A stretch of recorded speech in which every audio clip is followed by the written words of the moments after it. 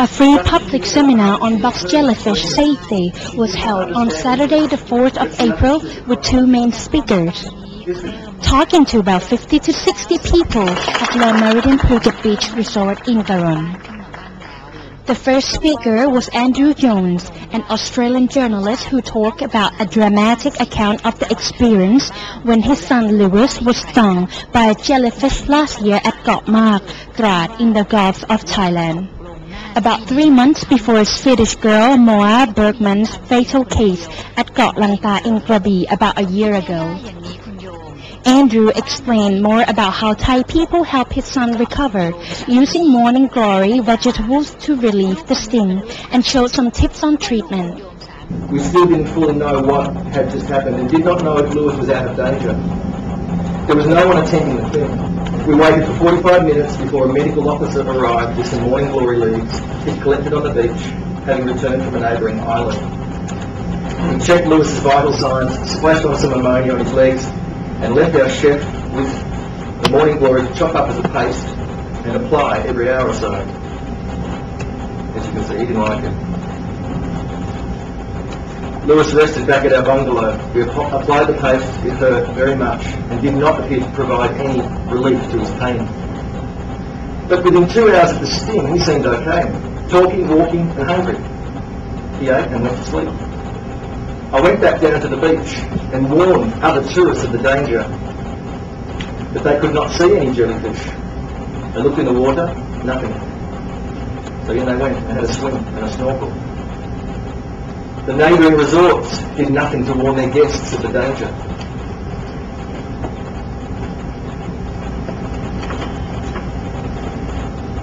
Without adequate medical attention, we waited until the next morning for a boat to the mainland. Lewis and his mother left for Trat, and he spent the following 3 days in hospital. I spoke with another Australian father just before we flew here to Phuket, and he told me of his 7-year-old daughter, Emma. The story was eerily familiar. Thai holiday, beach, shallows, stings, screams, terror and chaos. And I'm aware of plenty more. He told Andaman News later that he did not know it was a box jellyfish that stung his son until he consulted experts in Australia who specialize in the area of box jellyfish. The injuries sustained and symptoms including heart attack and breathing stopping in a perfectly healthy child was evidence and statement enough, as there is no other jellyfish known on the planet that can do this. An allergic reaction or anaphylactic shock from jellyfish stings are unheard of in medical science.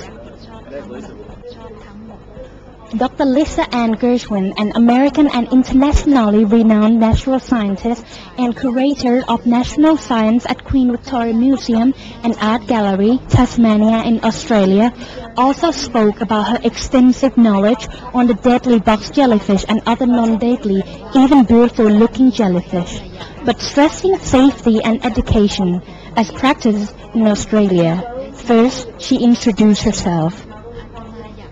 I am Dr. Lisa Gershwin. I'm not a medical doctor. I am a doctor of marine biology. My PhD is on box jellyfish and irritantes, and I've been studying them for over 10 years intensively, and I've also been studying jellyfish in general for over 16 years. So hopefully I've learned something along the way. But I am here to talk about irritantes and box jellies. In Australia, we use the term box jellies to mean multi-tentacled, multi-tentacled box jellies. The box jellies are a whole class of jellyfish that are square or box in shape. And in Australia, we differentiate between the box jellies, which are the multi-tentacled box jellyfish and are very rapidly deadly, and the irritantes, which I'll explain in a moment, which only have a single tentacle on each corner, and I'll show pictures of these in just a minute. And those are not rapidly deadly, but make you very sick and can be deadly. Seem very shocking at the beginning, because I'll talk about how dangerous and how many species and all of this, and it might be a little bit overwhelming, but my talk is based on a series of talks that I've given in Australia that over the last, years and years, 6 years, that have been very effective in helping to manage the jellyfish problem, not only in terms of reducing the numbers of stings, but in increasing tourism through an accurate and balanced safety message and an accurate and balanced awareness and education program to the locals and the tourism operators and the medical officials and the government officials and a lot of people throughout northern Australia, where our dangerous box jellyfish occur most prevalently. But these are the ones that we worry about in Australia, because these can cause loss of life. And those few in Australia not only cause loss of life, but even if they don't cause loss of life, they require hospitalization, they require medical care, they often leave scarring or permanent problems such as heart damage or nerve damage or whatever. So those few are the ones we worry about in Australia. The rest we just enjoy. When we see them, we're snorkeling, we're diving, we see the others, we stop and go, wow, isn't it pretty? So the Great Barrier Reef tourism people asked me to come up with a poster that they could put on their boats out on the reefs and islands, where they could show people that there's a lot of really nice jellyfish that are very pretty to watch, and most of those aren't harmful, but to identify the ones that are harmful so that people could understand.